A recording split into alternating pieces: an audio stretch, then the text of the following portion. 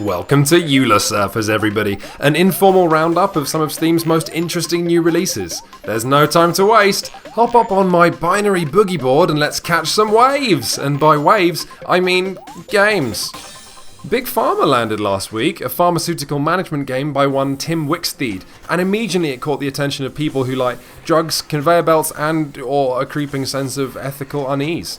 It's as slick and complicated as a calculator dipped in lube, but more importantly, it represents a fun innovation within management games. You see, making drugs in Big Pharma is a puzzle, with players trying to compress the cheapest manufacturing process into the tiniest space.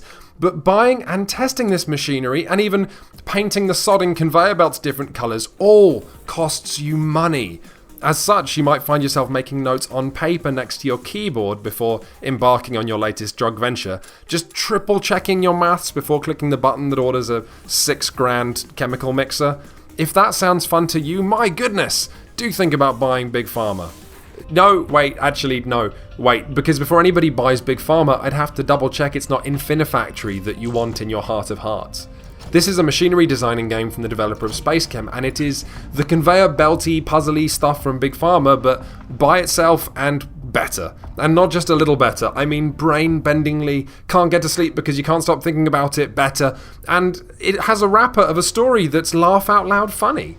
Remember how in Portal, solving puzzles made you feel truly, deeply smart? Like maybe, just maybe, you're an alright human being. Well, Infinifactory is even more rewarding than that. I'm not smart though, I'm not a decent human being. I started Infinifactory to get some footage of it and found this, which is a machine I was clearly halfway through making before quitting in a fit of childish outrage that it didn't work and the world was unfair. So yeah, Infinifactory's good, you should definitely buy it. Shower with Your Dad Simulator 2015, Do You Still Shower with Your Dad? Came out yesterday, and it's... Yep.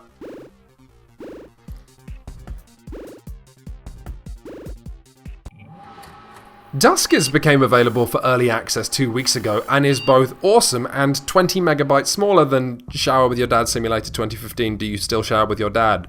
So that's something. No showers in this game though, not many dads either, unless you count the dead dads of the derelict ships you're exploring. You see, Duskers has you looting wrecked spaceships using a team of drones, but your interface with them is straight out of Alien or Blade Runner, both in the grainy footage you're getting back and in the rudimentary keyboard prompts you have to type in to command them. So typing D2 navigate 12R3 will open door 2, and then navigate drones 1 and 2 into room 3. Which, aside from making you feel like a detached, chain-smoking space scavenger, it's also a wonderfully clunky control system. So when you start encountering horrible, dangerous things out there in the darkness of space, your fear gets all tangled up in you trying to remember how to run away. Similarly, the incredibly lo-fi feedback you're getting from the wreck lets your imagination fill in the gaps. And on top of all of this, there's a very real sense of grave robbing as you pilot your drones into these hulks and strip them of anything of value. You know, one eye on the motion tracker, one brain cell thinking about maybe someone will need this fuel before I take it all. I don't want to spoil one more inch of this game. Suffice to say, I'm sold, and I'm going to be watching Duskers like a hawk as it grows over the coming months. Party Hard is a game by TinyBuild, not actually about partying hard, but killing everyone who is partying hard, which the game might be implying is the hardest and therefore best way to party. I'm not sure. Basically, you play through 12 different levels and you have to kill literally everybody without being arrested, so it's a stealth game.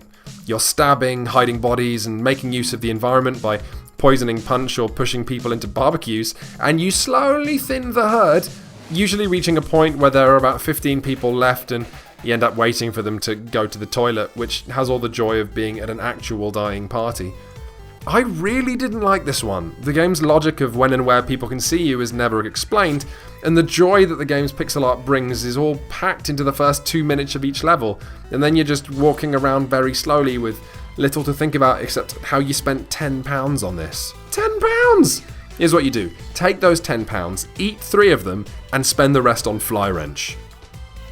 Yes, yes, yes! Flywrench is the commercial release of a game that Mark Essen, aka Messoff, creator of Nidhogg, has had on the back burner for 8 years. That boy takes his time, and my god, it shows. You play a kind of crap bouncy robot bird, and you can tap to flap your wings. You can hold that button and you'll tuck your wings in and take on the physical properties of a stone. And you have a second button that sends you into a wild bouncing spin. But all three of these states, flying, stone, and spin, allow you to pass different colours of barriers. Now, I'll skip to the end. I've not played a 2D arcade game this solid since Super Meat Boy. Then you throw in an incredible soundtrack and... Listen, I fired this game up at midnight. I had my headphones on, I turned the sound up loud, and it reminded me of clubbing, of experiencing the same transcendent loop over and over and over. So I figured, why not express what this game means to me through the medium of house and dubstep? So here's my review of Flywrench in the medium of the vocals of Mr. Fingers' Can You Feel It, a house track from 1988. In the beginning, there was Messhoff, and Messhoff had a groove. And from this groove came a game. And while one day viciously throwing down on his box, Messhoff boldly declared, "Let there be game!" And this game was born.